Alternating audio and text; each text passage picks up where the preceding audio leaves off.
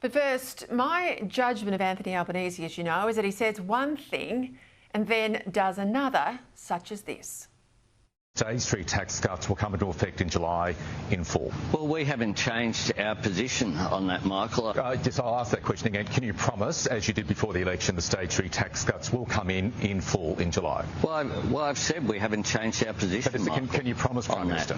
I've said I can't be clearer than that. On the Stage 3 tax cuts, are they going ahead and when? Well, we haven't changed our position on that.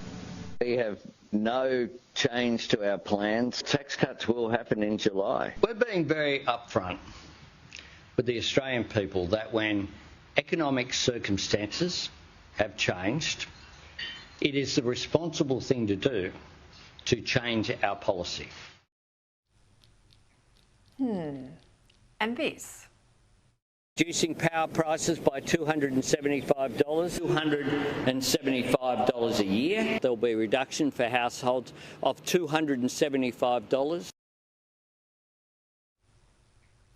Or that he does one thing and then says another, like when he fell off the stage and then denied what we all saw on TV. Photos with everyone, okay? Yeah, okay, in the middle.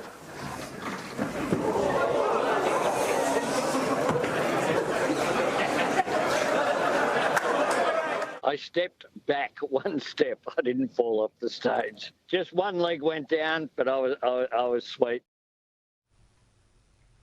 This is a man who will do or say anything whatsoever he has to hang on to power. And I feel like that's what happened today as the Prime Minister suspended the election campaign, he says, to mourn the death of Pope Francis in Rome. Now, as a Catholic myself, fair enough. I think it's right to mark the death of the Pope. He is, after all, or was, a significant world leader, not just for those of my faith, but humanity globally. But since when did the death of a Pope stop the nation?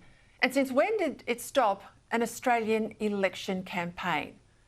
Anthony Albanese has always said that his mother instilled in him three great faiths: the Labor Party, the South Sydney Rugby League club, the Rabbitohs, and the Catholic Church. Well, maybe so, but that didn't stop his official biographer writing this in her book on Albanese in 2016, that Anthony is dubious, she wrote, about some of the doctrines of the church and some of the biblical details of the life and activity of Jesus. Asked if he believes in God, he doesn't give an answer, yes or no. Said Albanese, I have a belief in some form of spirituality, but I think that's something that's really private. I've never gone on about it publicly. Well, until now.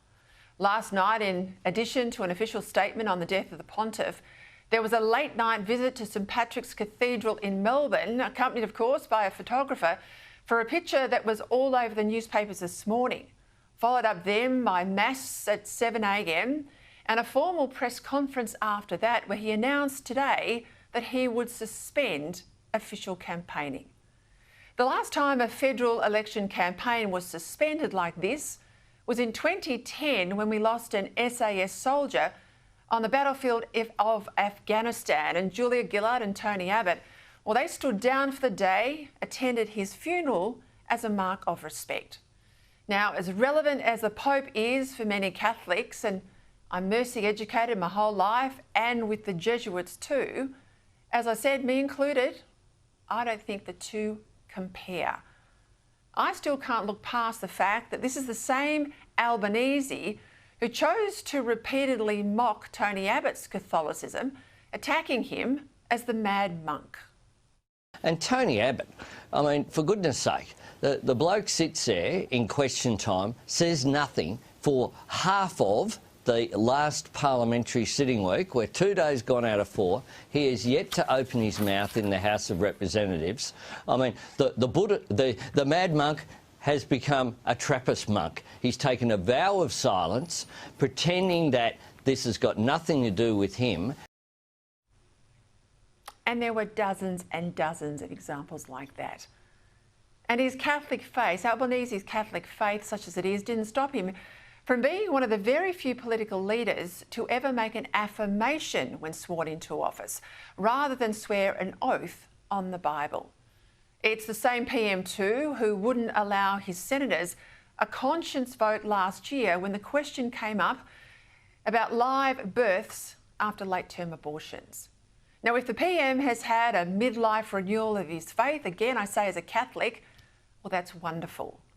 But somehow I see this as more about a day off from the campaign trail to starve his struggling opponent of oxygen and make sure he can buy himself a whole day to prep for tonight's latest TV debate. This is a Labor Party, let's not forget, that's failed to legislate to protect religious freedoms as promised. It's always under pressure from its hard left Green flank to defund religious schools and has argued against religious schools being able to hire and fire teachers that reflect its values.